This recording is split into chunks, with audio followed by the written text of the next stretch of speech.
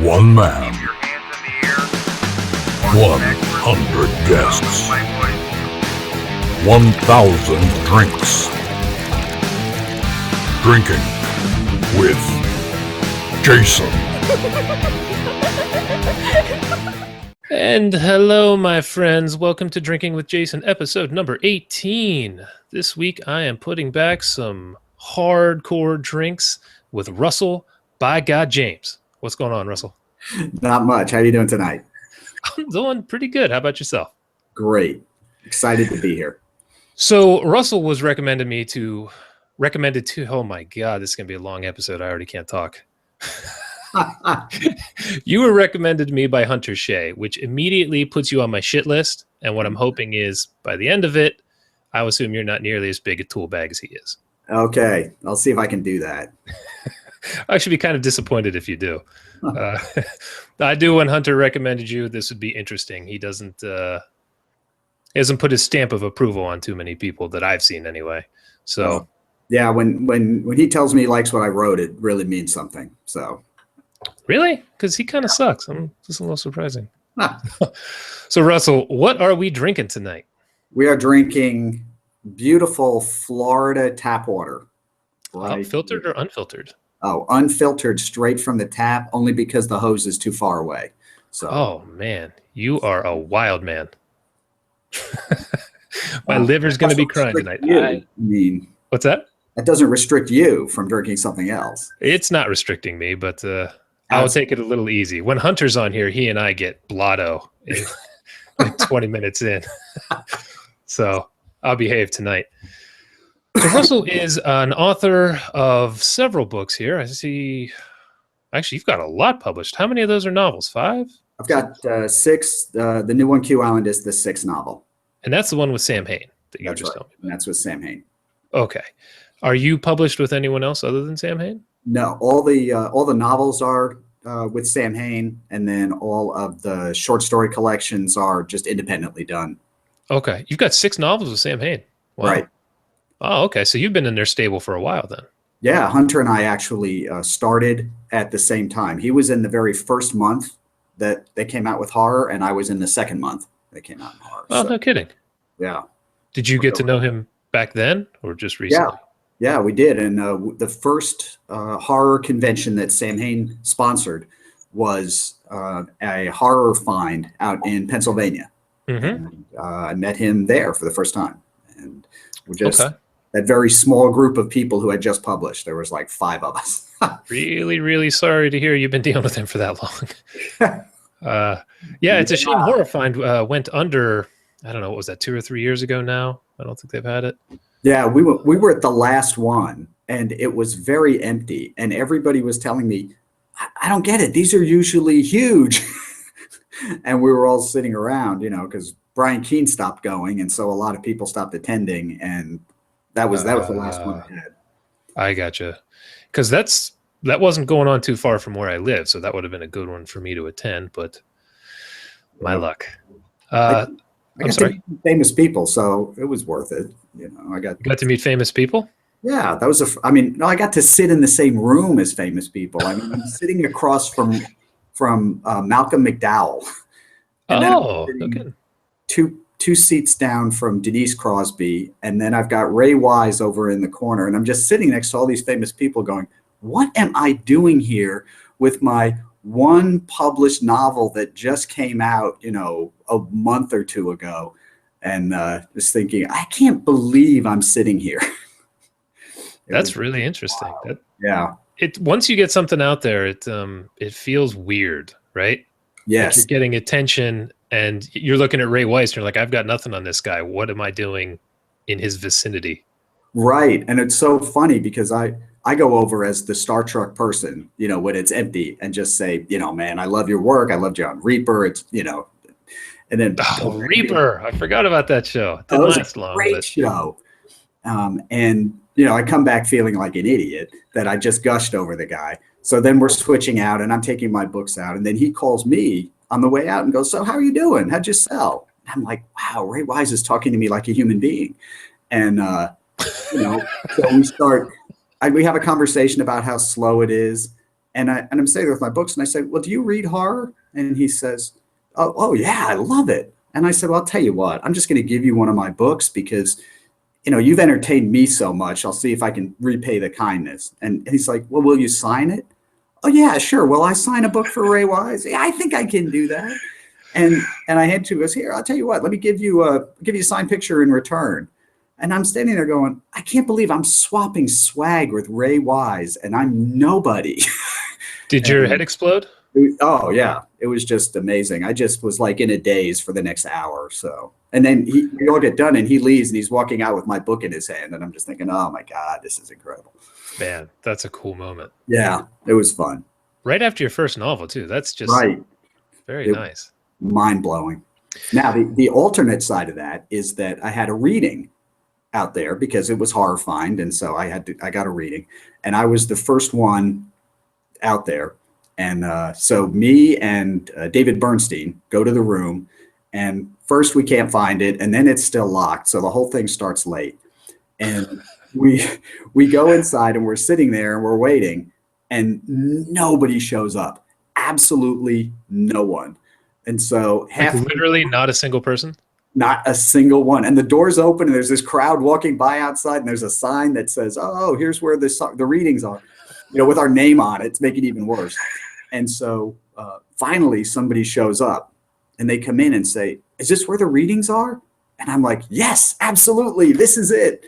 And they say, oh, great. I wanted to get here early because John Everson's next. We just look at each other, gave up and said, you know what? There's nobody going to show up for this. So. Yeah, but Ray Rice. Jesus. Yeah, Ray Rice. After he got done beating his wife, he wanted your autograph. Ray Weiss wanted your autograph. So that makes up for everything, right? That's right. That was the balancing moment for the whole event. So I was looking, I should also say for all four of you who are going to listen to this, I did not know who Russell was until Hunter told me to see if you wanted to be on. And then I looked and I saw the cover for Q Island, which you said was your newest book. And I had seen that. That I think had popped up in an Amazon email to me as something I might like. And good. I recognized it because that is one badass cover you got there. Yeah. And the nice thing about Samhain as a publisher is that we get input on our covers. And which is shocking as hell. Yeah, they're like, you're going to get the cover. It's going to show up. And I could go in the other room and get it. I've got my drawing that I sent them, my terrible drawing of the cover. And I should go get it just to prove I'm not lying. And it's the bridge with that out and the symbol in the background. And it is really close to this. And when I got this, I sent them back a note that says, hey, this is excellent. This is just what I sent you, except way better. And I think, the color's great and it's really eye-catching. And I can tell that it works because when I'm at like a book fair or something and I have several books out, I might tell someone about something, but they always go to this one and say, what's that about? It's like, oh, okay, good. See, that tells me that, yeah, that cover works. Yeah, that is a fantastic cover. I'm assuming just by the cover, this is an apocalyptic book of some kind. Are we talking zombies here or something else? Sort of. There's a virus gets loose on Long Island, New York. And what it does is it turns people into psychotic killers, more like 28 Days Later kind of thing than zombies. Sure. But that's worse because they are thinking, planning people, and they will work together and they are hell-bent on killing everyone. And it's mostly because that's the virus inside them and they're going to spread it. So there's a woman and the government quarantines the island and blows the bridges, blows the tunnel, sinks the ferries. Everyone's on their own. There's a woman who has an autistic son. Her name's Melanie and the son's name's Aiden. And Aiden gets infected after a skirmish with these things. But he doesn't get sick, and he is autistic, and actually his autism gets better. So his mother realizes, wow, he could be the cure for more than one thing if I can get him off the island. So she has to get him past the crazies. She has to get him past the government quarantine. And she's also got to get him past a criminal warlord who's got his own ideas about what he's going to do with a boy who would be the cure for this thing. So that's her mission, is how is she going to get through all that and get her son out to safety. Oh, that sounds really interesting. I like that. Yeah, it's when I can tell people about the story, they're usually, if the covers attracted them, they're in a post-apocalyptic kind of mode. And then if they hear this story, then they get really excited to give it a try. So that sounds so much more interesting than another goddamn zombie book. Yes. Man, I have a zombie book, so I can say that. God damn it, people. They're all the same. So I'm glad to hear this. There was a woman at one of the horror cons, and she goes up and she's going to buy one of David Bernstein. A guy comes up to buy one of David Bernstein's zombie books, and he's picking up, looking at it, and his wife says, "Are you going to buy that?" She walks up, and he says, "Yeah, it's good." She goes, "You have enough zombie books. You're not buying that." And he gets this crestfallen look on his face and puts it down and buys something else. Because she had that same attitude. It's not going to read another one. Well, it's kind of the thing with the zombie stuff. I'm actually a huge zombie fan. Oh, yeah. I watch a ton of movies. I read a lot of books with them. It's just, there are so freaking many now. I bitched about this 10 times in the show, so people are going to get sick of me hearing this. But I am so tired of reading about the Special Forces badass wading through swarms of zombies, God. So, but I love apocalyptic stuff. I like the survival part. Mm-hmm. Yeah. I like trying to figure out if I was in that situation, what would I be doing? How would I try to adapt? Sure. And the inspiration for this book came when Hurricane Katrina hit New Orleans. And, you saw that those people, as soon as they were cut off from the rest of the world and they didn't know when help was coming, I mean, society fell apart in hours and it was chaos. And I'm watching this thinking how awful it is. And then thinking, what if that was on a larger scale? I mean, what if it wasn't just that city? And if you had sense, you would know if you just waited, eventually the waters would recede and somebody would come get you. What if it was a bigger place, and what if it was permanent? Right. And that's where I thought about Long Island. I grew up there, it's hometown, and thought, man, that would be easy to isolate a lot of people at once. So they became big. No, that sounds like a really interesting idea. I was just looking at it on Amazon here. I think I'm just going to get this because Samhain always has their Kindle prices are actually very reasonable most of the time. I see it's only like $4. Right. And that's what's nice. When I look at, bestsellers, from all those hacks like King and Kuntz and people like that, the ebook price and the paperback price, the ebook and the physical price, there's almost no difference. That drives me absolutely insane.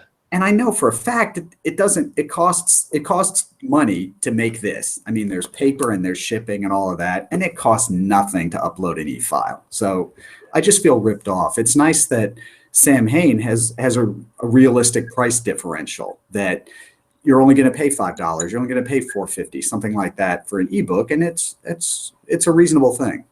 Yeah, that's absolutely the way it should be. It drives me crazy that, wow, my camera just went super out of focus. Holy shit. Okay. It's because I'm sitting in like a dungeon right now. Oh, okay. It's frustrating to me that the publishers are trying to prop up their paper market by pricing the Kindle books so high so that the paperbacks still look attractive. And right. It's like... So, yeah. What's that? Well, it doesn't matter which one I buy. I might as well get a book. Right. I'll have something I can put on the shelf and collect. And that drives me freaking crazy. You're just gouging the shit out of your own audience. Yeah. I hate that. So I'm really glad to see that's reasonably priced. So in fact, that's right around where I price my novels, which, damn, usually you don't see publishers pricing them like that. That's really nice. That's how I tried Hunter's couple. Man, I got to stop plugging this guy. What the hell? How much does he pay for this? Why am I mentioning him on this stupid show? His podcast, apparently. I had the Jack Campisi from the Monster Men on last week. The second time he'd been on. So, of course, we talked about Hunter a little bit. And now I'm like, man, why the hell am I keep bringing this guy up on my show? Huh. You either got to start paying me or sending me beer or something. Exactly. It's product placement. Yeah. Fuck you, Hunter. So looking at your author bio here, you are a pilot? Yeah. Is that correct? Yeah, I used to fly UH-60 Black Hawk helicopters with the 101st Airborne Division. So, And seeing that you're, what, 20, 21 years old, I'm assuming you were sergeant? I was a Specialist? captain. Yeah, I was a captain when I got out. So How long were you in? I was in for 5 years. Oh, really? It was a long time ago. Okay, it was so long ago that Ronald Reagan was my commander-in-chief. That's how long ago that was. Oh, okay. So no tours, fortunately. No, this was I was a deterrent to Soviet aggression. That was my job. So During such a calm time when nobody was freaking out at all. that's right. So got to Central America time, but not, nothing where anybody shot at me. Right. Nothing over in the People with sandbox. AK-47s waved at me, but no one shot at me. So, Okay. 5 years as a captain. Are you still piloting anything now? no, because renting a helicopter is outrageously expensive. But It you're is- an author, man. You're rich. I know. We're all rich. We are all just rolling in money. So at some point, when I am rolling in money, then I'll go rent a helicopter. Seeing as you're an author, I assume you have a day job. So I wasn't sure if you Yes. piloted anything as your day job or not. No, when I got out, I looked at which route did I want to take? Did I want to do? Did I want to go be a pilot and fly, or did I want to, pursue more of a managerial type career? And I liked the things I liked in the military. I liked flying. Obviously, that was great. Okay, but I also liked the leadership part, and I didn't want to give all that up. And you would totally give that up if you were a pilot, because you don't have to do that kind of stuff. So I went that other direction. Care to share what you do, or do you keep your author life and your private life separate? They're pretty much separate for Okay. writing horror. No, I understand. When you have a porn career, you want to keep that separated from your author career. That's No, totally I mean, understandable. yeah. That's what you're managing, right? A porn production company. Yeah. That's a good call, man. I wanted to ask, behind you, you've got two posters. Yep. What are those made of? Are they cardboard? Are they glass? They look very stiff. Yeah, they're really nice. They're cardboard done with the cover on it, and then very glossy finish. So Now, did Samhain send those to you? they sent all the artwork to a local printer that's part of the chain that they're with, and then we get a big discount on getting Wow. them made. Okay. Which is a lot better than them making it, shipping it to me, and it getting damaged on Sure. the way. So yeah, they look great at book signings and stuff like that. Yeah, I saw Jonathan Jans had those on behind him, and Okay. I kept looking at them like, damn, those are really, really nice. Yeah, they're really good. So Plus, those the- aren't even framed, right? That's just, they're standing free. they're leaning against the wall. Wow. Okay. I'm going to have to rip that idea off. I love that. Yeah, see, I'm like Matthew McConaughey being interviewed for his movie where they always have the poster in the background. So That's yeah, exactly, you're kind of a spitting image, actually. I do. He's thinking of doing the beard thing, but I told him, back off. That's mine. You Right. You already got your Oscar. and I'll do mine. And Right. yeah. So you've got 6 novels out now. Yep. I'm assuming you're working on more here in the future.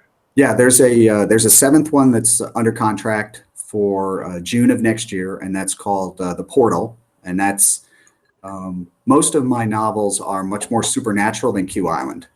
They usually are set in a normal place with a supernatural event that goes on. So, in The Portal, there's an island in Long Island Sound between Massachusetts and Long Island, and the devil has arrived because there is a portal that will connect hell and earth. And it is the 300-year cycle where it is possible to be opened.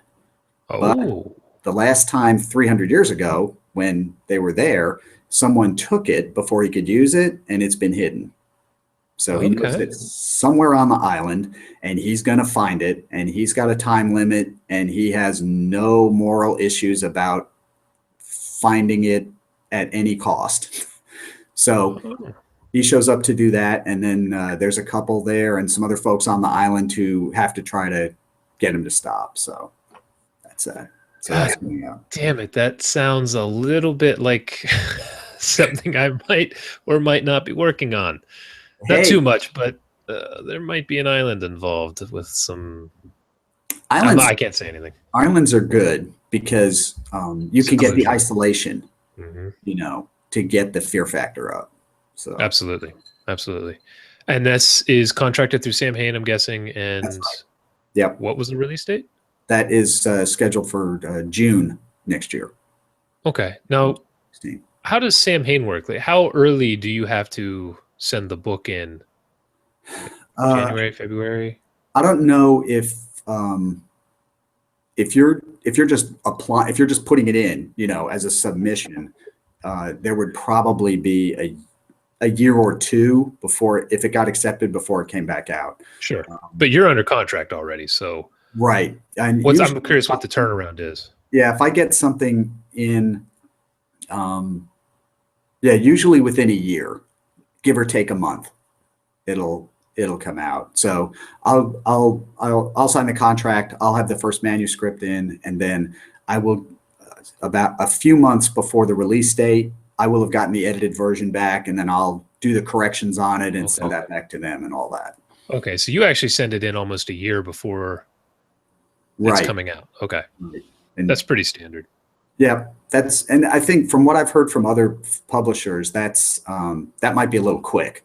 Yeah, that I know a lot of folks wait, especially with the big 6 places. It'll be 2 years before it ever shows up. So, which is madness. When you wrote it is an eternity. You're like, oh, please, what are you doing? So you feel like you're not doing anything because you're waiting, but you have to be writing something else, so that. Yeah, after I finish a book, it's usually towards a month, 3 weeks to a month till I release it. And even at that, I'm like, Jesus Christ, I'm dying for somebody to read this. Like, I want to know if people think it sucks or not. Mm-hmm. That 2 year stuff sucks. So how do you, if you've got something that you're releasing yourself, what's your editorial process? Do you have outside editors? Do you have beta readers? Oh yeah, I'm awful. I forget words. That's my biggest thing. They're just missing words all through my manuscript. It's when I get my line edit back from my editor, I'm looking at it, I'm like, how the hell did she even understand what I was saying? There's like 3 missing words in that sentence. But my brain just fills it in. So exactly. I think I typed it, and it's like, how could I miss the verb? It's not there, but I know what it was supposed to be. Yeah. So I hire an editor, and then she does 2 passes through it. And then I have a couple, 7 or so people I send it out to who are really sharp at finding typos. And then inevitably some get through, and then I've got some early readers who will get back to me. And then I can that's kind of one of the nice things about with self-publishing. I just update the manuscript and just upload it, and fixes are live. So that's right. It's already done. Yeah, no, it's taken me a while to find people who are good at finding these typos, but I've kind of got my process down now. So, but it's imperative you find an outside editor, I think. Yeah, I've got a guy I used twice named Tim Busby, and he used to work for the Associated Press. So he's great with grammar, with punctuation, and then he also likes the genre. So it works out really well. When I get something back from him, and I'm positive I sent it with no mistakes, and it comes back with all these corrections, and they're like, oh, how did that get through? So it's great having an editor. It is. And I've gotten lucky that she appreciates my style, because sometimes, like when I do action and stuff, I write with sentence fragments to kind of punch it up real fast. And and that drives some editors absolutely batshit crazy. And if she went through and was changing them and I had to change them back, that would just really piss me off, because it takes forever. And that's good that you found an editor who doesn't try to change your style. Yeah, that's the worst. Make sure that your style comes across, And if you found a person that'll do that, then that's fantastic. Well, again, it's a nice thing about being my own boss. If she was changing, like, you know what, catch you later. Yeah, there's other folks out there. So. But yeah, I'll give her a plug. She's an ass too. But my editor, Cynthia Shep. So anybody looking for her. So much for this plug for her. Nice plug. Oh, God damn it. My next manuscript's going to have a lot of red ink in it. Not too early today. So one thing I wanted to ask you about, because it just happened. I've had a lot of Samhain authors on here. I don't really know why. I guess because they've had some good authors come through. So they really do. And the one thing everyone has mentioned is how much they wanted to work with Don Daria. Yep. And I just heard that he is no longer with Samhain. Are you one of those people who really wanted to work with him? Yes. When Samhain first did their open call and they were asking for manuscripts, I was in that first group that put it in, and that was the name that said, this is legitimate. That this is going to be, this is a horror line that someone's investing in, and this is someone who will not accept substandard work. So I thought, and my manuscript for the first book was Dark Inspiration, and I hadn't had it rejected. I didn't even send it out anywhere. And I thought, I know what I'll do. I'm going to get rejected by somebody good. So I'll send it to Don Daria. And, I got back this email that said, yeah, we want to publish your book. And I swear I dropped to my knees and couldn't believe it. I was just shocked. And that is a draw. And there are, and Don worked with Leisure, which was the horror line at the time. That imploded due to no fault of Don's. It was poor management everywhere else, and the ebooks coming up and they weren't adapting and a bunch of other reasons. But so he had this group of excellent authors that worked at Leisure who, once he came to Samhain, he starts getting some of these folks back. And he's got Tim Wagner and he's got W.D. Gagliani. I mean, all these names that you look at and go, oh yeah, these are the cream of the crop. And that's why they came there. That's why they came to a new line, because Don was there. So. And you were reading the Leisure line, I'm guessing, and that's what made you want to pursue working with him? That's where you saw that was where, at that time, that was where the horror was at, and then when that disappeared, there's like this vacuum really that, for me, I mean, I'm not totally versed in all the business part of it, but for me, it looks like that vacuum is mostly still there, but filled by a bunch of tiny presses. Sure. So there isn't anybody that's risen to that level yet. And so horror goes on a lot of peaks and valleys, of peaks, and it's definitely in a valley right now. It's starting to, Jason Blum, the producer, the horror movie producer, he's the one who did like Paranormal Activity movies and all those, Insidious. He's kind of actually getting horror movies released in the theater again, which I'm hoping will, and The Walking Dead, things like that. Hoping we'll get another spike here, because, man, sometimes it's hard to find good horror stuff. And and I think you can look at The Walking Dead and its success, and that is definitely a reason that zombie literature is hot. For sure, without a doubt, and that does make a big difference. Yeah, and after my previous rant, I don't blame anyone for wanting to write zombie stuff. I love zombie stuff. For the love of God, come up with something original, please, please.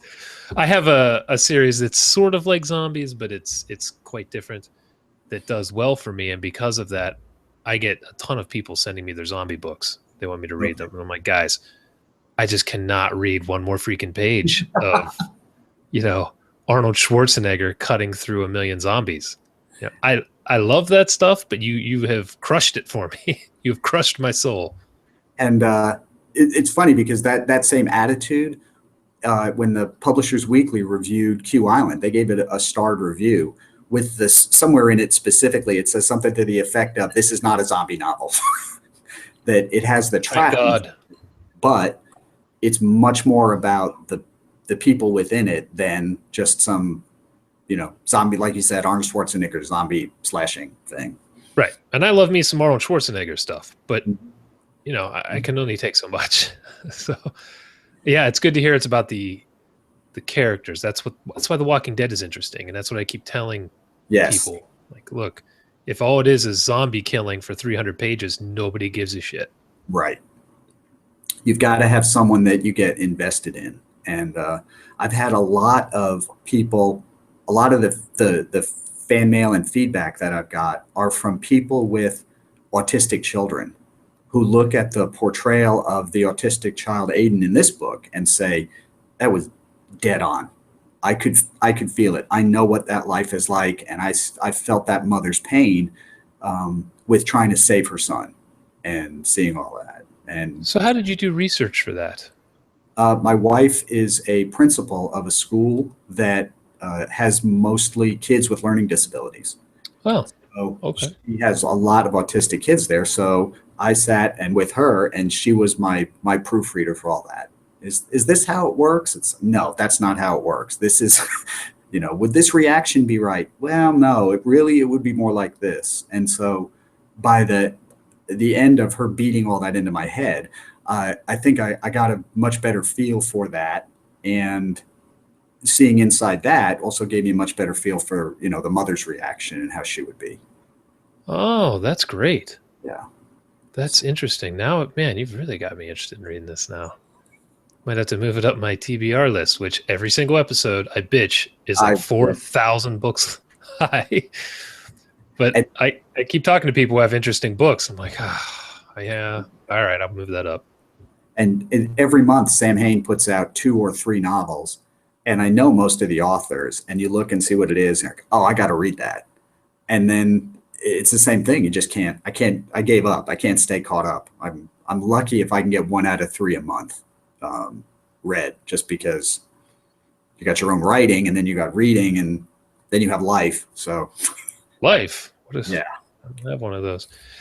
Anyway, before we leave the Don Daria subject, yep. I saw some people are really pissed off over this. Are you looking to just stay with Samhain, even if he was still there, or are you looking to broaden your horizons? Because I've heard a lot of authors do that, particularly because of the Kensington debacle, the leisure line. Right. You've got 50 books with a publisher, and the publisher folds, and all of a sudden you have no income. That is correct. Are you one of those that likes to diversify, or are you just, I like what I'm doing, they treat me well, let's keep it going? Well, I definitely don't have any complaints about Samhain. The editing under Don was excellent. I love my covers. The distribution is absolutely everywhere.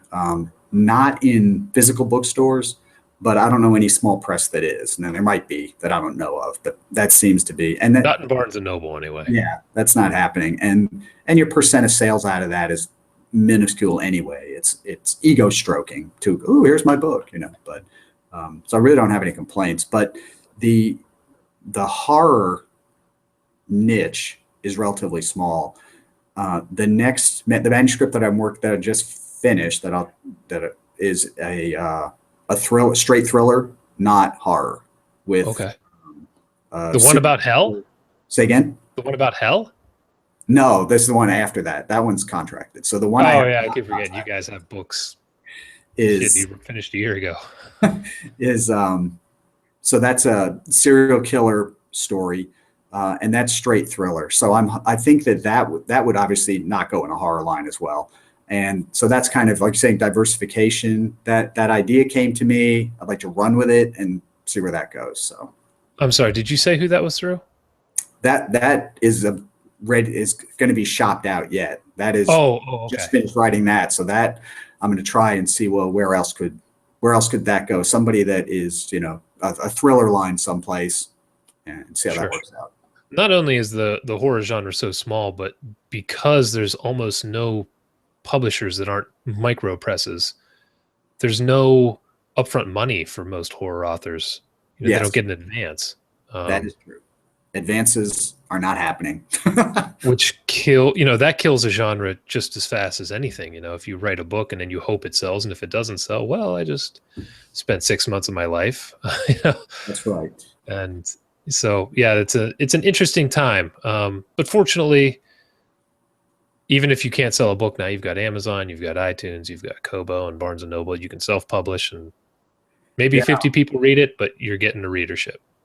And it's interesting because going through that Amazon route, the folks in my writing critique group, we've put together 2 collections of time travel short stories.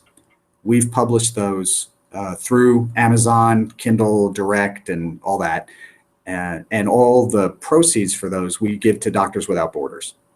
And those have sold so well. They've been regularly in the top 100 for more than a year, frequently in the top 50 in science fiction anthologies. But like you said, there's no barrier to entry there except make sure you have good product. Right. Don't put shit out. That's the thing with self-publishing. Exactly. A lot of people don't get. You got to put money into it, just like a publisher would, because you're your own publisher now. Right. Where are you getting your cover from? Are you buying artwork? You better be. And do you have, someone? Microsoft Paint isn't going to cut it. No, and with the 5 people in the critique group, and they're all really good writers. They've been, more than half of them have been Writer of the Future honorable mentions. The others have been published. One's run several poetry contests, so they're good. And with the 5 of us proofreading all 5 stories, you can catch most of the kind of issues. You don't need a line editor when you've got. We line edit each other so that everybody's read it 5 times. So sure, those have done great, and the money's all goes to a good cause. I get to write a check every month, and like you said, if you want to do it on your own, you can do it, and there's an opportunity for success. Yeah, I'm looking right here at Out of Time has a pretty damn good ranking, particularly for an anthology. Right, and that book's going on 3 years old, and it's got 80-something reviews, and it's 4-point-something average, And we bought no reviews, I swear. Right. Yeah, that's the scandal du jour right now. Oh yeah, that's the big one. Flipping out about Amazon reviews. And just as a reference for the folks that do want to self-publish and say, well, I don't have any reviews, that book with 80 something, I think it's got 85 reviews on it. Not that I ever count every single day, but that is 1 review for every 100 sales. I never really looked back at how I do sales per reviews, but I've heard that number thrown around before. Yeah, it's hard, and you would think that people would be excited in this I share everything on the internet age to say, oh yeah, I got this book and here's the review and it's great, but they're hard to come by. Yeah, that's the thing. If you want to know how many books they've sold on Amazon, just look how many reviews there are. I mean, honestly, you can. I mean, there's I have some books that have like 50 reviews, but they've sold really well for me. But then if you see one that has 900, that's moved a lot of freaking books.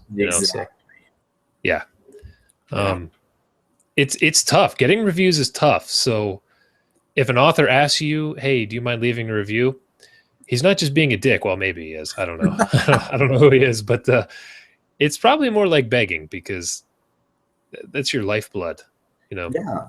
And I think that everybody buying the book looks at it and says, oh, it's got a lot of reviews. I'll check it out. But they don't realize that they could be part of that process and that they would be one of those reviews if you would just go and click the box and type in 20 words that say you like it, and we're all happy. So yeah, absolutely. So all your readers, you go out there and you go write a review today. Review my goddamn books. Right. Preferably Q Island, preferably 5 stars. And try that. Break yourself in with that one. Speaking of Samhain, and we mentioned we mentioned Jonathan Jans. I don't know if we mentioned him on here, but I'd mentioned he had been on before, and that he was a remarkably nice guy to the point that it kind of shocked me. Because if you've read his stuff, it's really messed up. Yes, it is. Super violent. Yeah. And I had decided to ask him to be on because he has a short story out called Old Order, Okay. which is about the Amish. And the reviews are hysterical because they're by people who were looking for this little Amish tale, like sweet little butter churning and whatever, God knows. And they get a Jonathan Jans story. They're all super butthurt over it. Oh, yeah, that would be bad. And I'm reading these reviews laughing my ass off. I'm like, all right, I'm going to have to ask this guy to be on because this is amazing. So, sometimes the bad reviews don't hurt you as much as you think if somebody goes through and reads them. Because they're like, oh, this is vulgar and violent. Okay, maybe I'll get it. That's what I like. This book was disgusting. Oh, it's a horror book. That'll sign people up right there. Yeah, I was talking to, oh God, I don't know who the hell it was, but we were talking about reviews, and that's an interesting thing with authors. Do you read all of your reviews? Like, do you check Amazon every day or once a week or whatever and read the reviews? Oh, every day? No, maybe twice a day, but no. Yeah. Right. Every 5 minutes. Every 5 Just minutes. refreshing your author page. Yeah, usually I do check and see what are on there. And I've been pretty lucky that my reviews are usually good. I mean, I've rarely gotten a 1-star or a 2-star, and most of my averages they're really on Amazon. Holy shit, man! Goodreads. But I do like to look in on it just to see, because sometimes there might be a trend that if you get several people who say they've had the same problem with it, then there might be something to it. So it's good to see if everybody hates a certain character because they don't feel they have enough dimension. Sure. Then, I have to start looking at it and going, yeah, you might be right. So it's nice to get a check on that. I always check my reviews when a book first comes out to make sure, like, the way I usually put it is 75% of the people seem to like it, then I'm okay. Yeah. That just means, if the 25, it's just not their thing or whatever. But I'm always looking, is there something really wrong with it that everyone's spotting? And if there's not, then I just stop reading them. If there, 4 people say, well, this was a good book except for the typos. Exactly. Or if everyone says, man, this plot hole is freaking ridiculous. Right. This character never comes back after, and I'm like, oh shit, I forgot to write that character back. Something stupid. And the great thing is you can fix that and it's done. Whereas when, I can't even not say anything bad about Samhain, but my first Dark Inspiration had a follow-up novel called Dark Vengeance.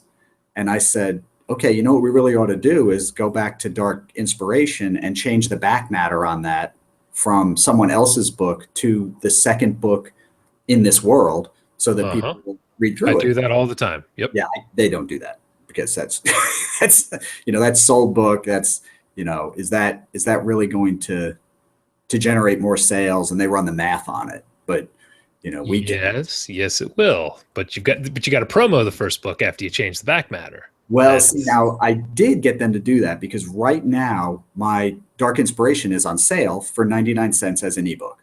I arranged for a special promo for it, and it's there for the first 2 weeks in November. And for that, they did change the ebook and put the preview for Dark Vengeance in the back of Dark Inspiration.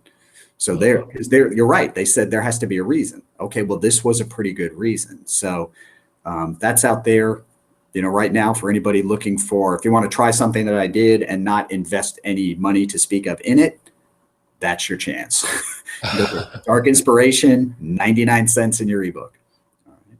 Very nice. Money back guarantee. If you hate it, you can come to Scares That Care this year and say, I hated Dark Inspiration, and I will hand you $1 and we'll call it even. So there you go, folks. You want $1. There you go. There's your man. Proof of purchase required. So you're going to, you said Scares That Care. What's that, June or July? I think it's July. I think I it's actually think I might go this year, assuming all the hotel rooms aren't booked up. yeah, you should go. It's a really good con. There's a huge number of people there, a room full of authors. I mean, overflowing. And names, name authors are there. People that you're like, wow, I've read all your books. Those kind of guys. So Yeah. I'm not sure if I want to go down and sign or just hang out and buy everyone beers or something. And buy everyone beers. I mean, everyone buys me beers. right. But, some idiot whose name rhymes with Funter Fay was talking about maybe splitting a table or something. So I don't really do cons because I have to pay for them myself. I don't have a Exactly. publisher. And most people don't know this, but book signings don't make an author jack shit.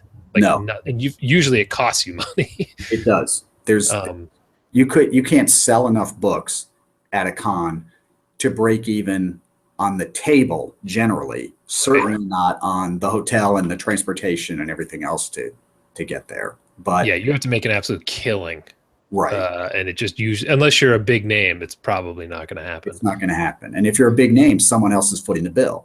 So exactly. The publisher will send you there. So yeah, I've been asked a couple of times why I don't go to some of these horror cons and things. I'm like, because I don't want to spend hundreds of dollars. Right. So I've been full time for 3 years now. Okay. 3.5 years, something like that. And I focused all of my attention on what is going to make me money because this is my job now. That's right. At the absolute bottom of the list was conventions and book signings. Yeah. But now, things are stable and everything. So I'm interested in doing them just more as a hangout thing than anything. I'd love to hang out with some readers at the bar afterwards or something, but if you're looking to make money, or if you're struggling as an author, for the love of God, don't do book signings. Right. There's the worst thing you could do. Now, the ones that Samhain sponsors, where they do Horror Hound in Cincinnati and in Indianapolis, when they sponsor it, they are paying. I'm paying to get there, but they're taking care of the booth. They're stocking it with books. They're selling the books. All I'm doing is getting the royalty at the end of the month from everything. So right. So you might actually break even on that, and you get a trip out of it. Right. And if I've got frequent flyer miles or something like that, then it makes it completely reasonable to go and invest the time, because I'll meet 100 new people that might buy books in the future. And at those cons, I've seen repeat people who've come and even, sent me a note on Facebook saying, well, you saved me a book because I'm coming Sunday and I'll be there in the morning. So that personal touch is the one thing I'm really missing from it, and why I'm looking to get into it a little bit. Just, I want to get to meet people. Just, when you've got a mortgage, depending on book sales, spending on a hotel room in another state is low on the list. Yeah. If it's a close place, then it's easily worth it if you can draw. Like I went last week or a couple of weekends ago, there was the Festival of Reading in Tampa, sponsored by the Tampa Bay Times. And so that's an 1.5-hour drive. Got there, the Horror Writers Association paid for the table that we set up at, was on a great horror panel with Jeff Strand and Peter Solomon and a couple other folks. And we had a really good panel, and then had a nice booth, moved some books at the booth, made enough money to pay for gas going back and forth. And so, and that worked great. That was a night that was local and it was simple. And if you can find those are definitely worth doing. Sure. Yeah, that's great that you say the HWA picked up the booth? Yeah, that they wanted to get the word out about the HWA, and they gave us promotional materials and lots of flyers on how to join. And there was a lot of interest at the horror writers, the panel that we did they asked a lot of questions about what do you get out of the HWA? And we told them, right. Here's all the things you get out of it. I'm not in it. I've looked at it, but it gives you access as a member. They have lists of agents who do horror. They have a constant updated list of open calls for horror to give you up to date on that. The people are really great about giving you advice and information. Nobody holds anything back. They even have a mentor program that if you're a new author, they'll assign you an experienced author to one-on-one to just bounce ideas off of. A lot of what they'll do is explain the business part of it, because that's the mystery that nobody wants to talk about: sales and contracts and all the everybody just wants to be the writer. But which is one of the most frustrating things when I talk to new writers. Like, you are a businessman now. It doesn't matter if you want to be, you are. Especially if you're indie, you yeah, own everything now. There is no doubt. And that con, the HWA, they got their money's worth. We gave away hundreds of flyers. I mean, just one after another, people coming up and asking for information. So we ran out. We had nothing but business cards left. Now, are you some kind of representative for them, or are you just a regular member who did I'm just a member who heard about it on the Florida chapter and said, yeah, I'll go do that. And, went there, and we all brought, we had books to sell and we had information for the HWA. So everybody made out. Oh, okay. What are the dues for that a year? It's like $100 or something. So it's $69, something like that. Yeah. Oh, that's okay. That's not too bad. No, it's cheap. And they used to have a forum that was ridiculously expansive. Yes, they haven't been there in years. Is it still active? Yep, definitely. Especially the one where, as a member you get in, and it's just the members on there. And it's Jeff Strand made a good comment about it. He said, if you're going to join the HWA, you're not going to join and then all of a sudden your books sell. You're going to join and you're going to get out of it what you put into it. So if you go to the website and you join the forums and you want to learn things, you can. But if you think that's some stamp that says, oh, now people will buy my books, then that's not true. Sure. Okay. That makes sense. Yeah. I had remembered, was it last summer or the summer before, the HWA was voting on letting self-published idiots like myself in. Yes. And there was this big kerfluffle over some authors were not happy with that. And I just was like, really? What year is this? Right. I mean, that's where the world is going. Yeah, it was just bizarre because I had a conversation on Twitter with a couple of people, and one of the people was in, and they'd sold. Man, I really cannot talk tonight. I just keep slurring my words like a goddamn drunk that I am. Yeah. I don't know why I have an accent now. And it was somebody who'd sold 2 or 3 short stories for, short stories sell for very minimal amount of money. Yep. It's tough to make a living as a short story writer. And this person was basically saying, I shouldn't be in, but they should. I'm like, wait a minute, you've made like $500 in your life from your writing. Right. Get the hell out of here. Like, why do you even care? Yeah, you can self-publish a book and sell 8,000 copies, and you can't say that that's not successful. I mean, yeah. Well, that was kind of something the person was saying. I think the threshold is you have to make like $2,000 from a book or have 2,000 sales or something like that. Yeah, it's not insignificant. Yeah, that's a lot of sales. Yeah, that's a lot of sales. And this person was saying, oh, that's not that hard. I'm like, please give it a shot. Put your book up there. You're going to get like 4 sales. And it's going to be your mom, your aunt, your grandma, and yourself. You're going to buy one. Once you get past a dozen, you got to start working for it. Yeah, absolutely. I'm purely self-published. I've entertained some authors. Offers. Jesus Christ. The episode where I'm not really drinking is the one I can't talk. Wow. I have no idea where I was going with that. You must have got there then. Man, what the hell? I'm an idiot. Whatever. You like HWA? That's an interesting thing. I considered it every couple months, and I just hadn't. I kind of forgot about it, to be honest. I need to go back and look at that. Have you done anything else with them? Have they sponsored any other tables you've done? Or I didn't even know they did stuff like that. Yeah, that was the first one that I've been with them. I've seen that they sponsor. I saw they sponsored a table at Scares That Care, that the local folks there had one, and I've been to World Horror Con 3 times, which each time was the HWA was a big part of that. Next year they're not. They have their own convention, and those are good too. I mean, that's all. You're in the same room with authors. you're going to panels sitting 2 feet away from, Jack Ketchum. You're, you can walk up, have one-on-one conversations with folks. It's nice. So you can talk to authors like they're people? Just like they're people. Yep. And on just a rare, like Ray Weiss. Someone will come up to you and say, "Didn't you write blah, blah, blah?" And you'll say, and it's not you, but you'll go, "Oh yeah, that was me." Because yeah. I'm Brian Keene. That's it. Yeah. So you do a lot of signings then, right? I do. Yeah, I usually do both of the Horror Hounds, Scares That Care.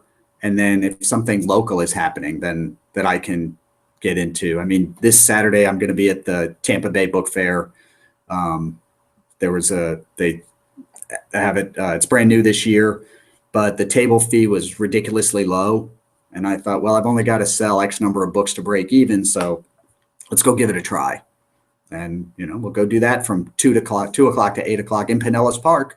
Come on down. So, we'll see how that works out. Okay. That's really interesting. I definitely envy you doing some of that stuff. I'm looking forward to getting into more of it. Yeah. You really have to look into there was way more going on locally than I knew about. So for authors or just for authors. Yeah. That there's all book fairs in cities and towns and stuff like around. And I thought, I didn't even know any of this was going on. And I've just started to find out about it. So you never know, tap into that, event calendar for places that are within an hour or so drive, and you'll be surprised.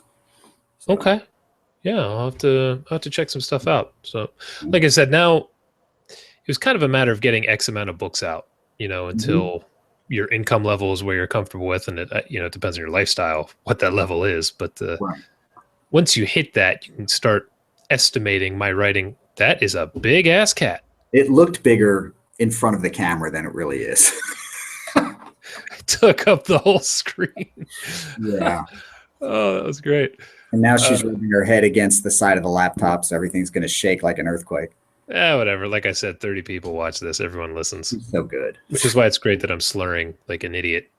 Well, that once we get the word out about that, it might make it more popular. So I could see your screen shaking. Yeah. There's the cat. There we go. Now, what's the cat's name? This cat's name is Sophie. And how old is Sophie? She's now famous. I don't know, 5 or 6 or maybe, I don't know. So are you exclusively a cat guy or? Yeah, we've got 2 cats because they're much lower maintenance than dogs. So just a little bit. Damn dogs. I'm actually surprised. I don't think mine have barked the whole time. This might be the first podcast ever. You warned me that there would be dog barking. You led me to believe, and now I find out that you've lied.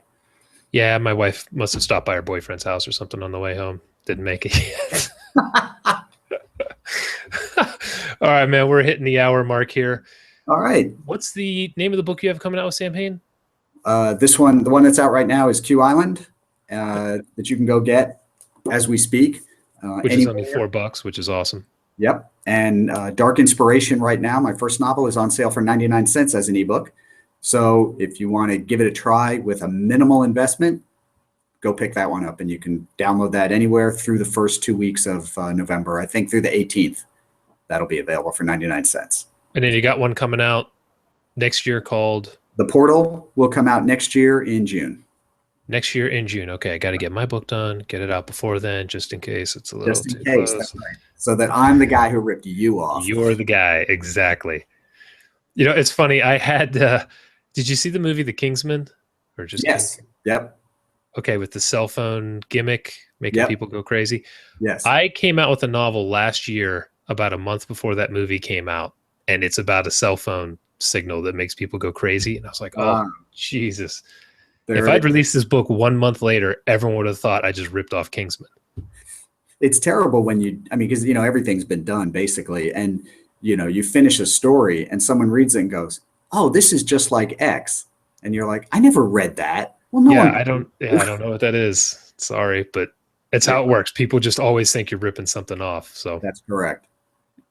All right, my man. How can people find you? Got social media, newsletter? We got Facebook, definitely. There's an author page, there's a personal page, but either one you go to is Russell R. James out there on Facebook, RR James14 on Twitter, and website is russellrjames.com. So there you go. That's too easy. What's your preference? Do you like any of them more than the others?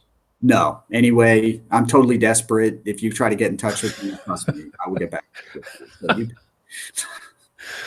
Sounds good, man. Appreciate you coming on. And you have far exceeded Hunter Shea. So I will tell him that immediately. I'm going to email him right now and say he's got to up his game if he's going to compete with me. So yeah, it's been 6 months or so since I had him on. Probably have to have that idiot on again here so we can pound some beers. All right, man. I appreciate you coming on. Have a good one. All right. Take care. It's been a pleasure. Thank you so much. See you, buddy.